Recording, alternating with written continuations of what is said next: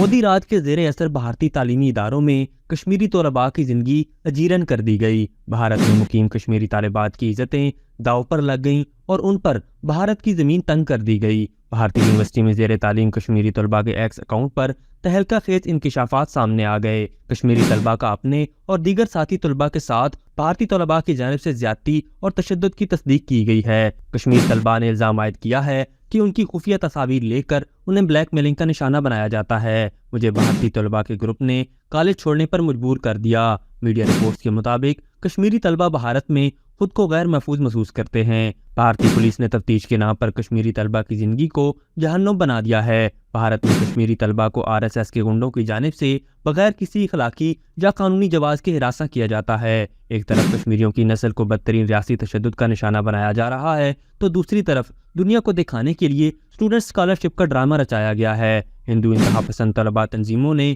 بھارت کی مختلف ریاستوں میں گزشتہ اسکالرشپ پر بھجوائے گئے کشمیری طلباء کے خلاف پرتشدد مظاہرے کیے اور حملے کر کے جان سے مارنے کی کوششیں بھی کیں۔ کشمیری طلباء نے واضح کیا ہے کہ بھارت چند ٹکوں کے عوض ہماری حب الوطنی نہیں خرید سکتا۔ ہم پچھلے 7 اشروں میں ڈھائے گئے مظالم کیسے بھول سکتے ہیں؟ بھارتی طلباء کا کہنا تھا کہ جموں اور کشمیر چونکہ بھارت کا حصہ نہیں، اس لیے ہماری سیٹوں اور اسکالرشپ پر بھی ان کا کوئی حق نہیں۔ مقبوضہ وادی کی کشمیری قیادت، کشمیری طلباء اور بھارتی محکمہ تعلیم سب اس بات پر متفق ہیں کہ یہ اسکیم، جس میں طالب علموں کو 1 سال دوسرے خطے میں گزارنا شامل ہے، مکمل طور پر ناکام ثابت ہوئی ہے۔ نئی اسکالرشپ اسکیم بھی مقبوضہ کشمیر میں انسانی حقوق کی پامالیوں پر پردہ ڈالنے کے لیے عالمی برادری کو دھوکہ دینے کی کوشش کے سوا کچھ نہیں۔